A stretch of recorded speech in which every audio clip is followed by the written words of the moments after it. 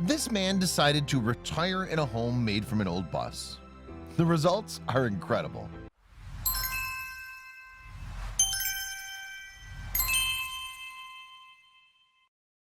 For most people, retiring in an old bus wouldn't be the dream they had for their golden years. However, for Greg Flint, his bus meant the world to him. Nicknamed Buster, the old bus may not have looked like much, but has a rich and long history with Greg. So much so that he decided to convert the old clunker into the home of his dreams. Despite the challenges and uphill battles he faced, Greg worked hard to convert the old bus into a home he would be proud of.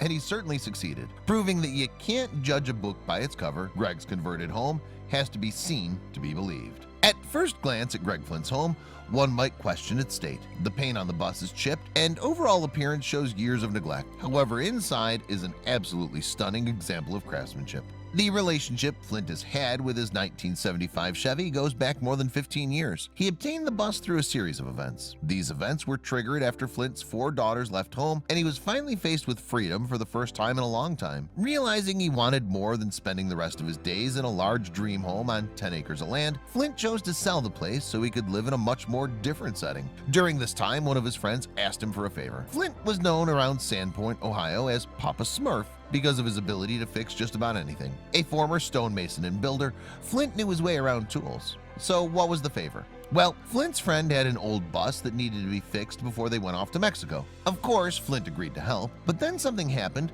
that threatened to derail his plans for the bus's renovations. The friend's relationship went south. Flint explained, "Those friends broke up.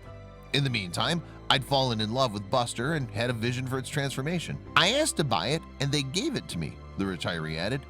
"I've lived in Buster for almost 15 years now, and I love it." Thankfully, completing his vision wouldn't be from scratch since someone had already begun the conversion and added a new top section to the bus. Windows had also been installed in the new upper area, leaving Flint the bottom half to begin working on. The upper windows made it possible to cover many lower windows, allowing for more buildable wall space. Flint revealed to the website, "Smaller living." The front section has a VW pop top giving access to the rear deck on top, which provides wonderfully cooling airflow in the summer. While the bus was the perfect home for the warmer months, Flint knew it needed some significant changes if he was going to live in it during the winter. Since Idaho winters were quite brutal, there was no way he could live in the bus year-round in its current state. Before Flint could really begin designing the interior, he knew he needed to insulate the bus so it could withstand the cold. "I used 2-inch rigid foam insulation on the vertical walls and 2 layers of reflectix in the curved parts of the ceiling," Flint revealed. Using cedar trees, Flint transformed the bus's interior into a rustic oasis. He also made countertops from an old cedar chest his daughter gave him, along with a kitchen table.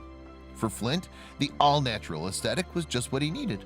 Flint designed almost the entire interior from reclaimed wood and other materials, the interior offering a natural and stark contrast to the metallic, dilapidated exterior.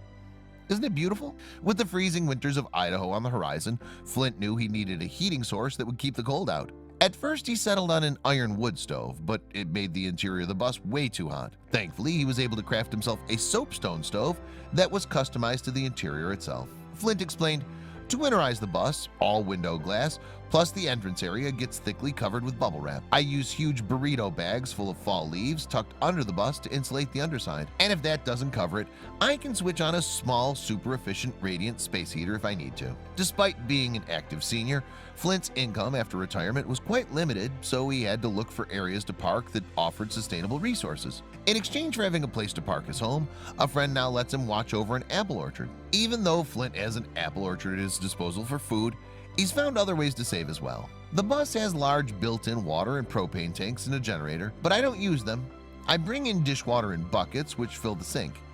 Dishes dry on the rack over the sink, and I empty the used dishwater where it's needed on the property to water plants and trees. Due to the curving sides of the bus, a traditional bookshelf was impossible to install. However, thanks to Flint's ingenuity, he was able to use a piece of wood to keep his extensive library in place. At the back of the bus, Flint made himself an alcove with a bed so he would be comfortable when it came to sleeping. Don't you just love the way he utilized the trees and wood?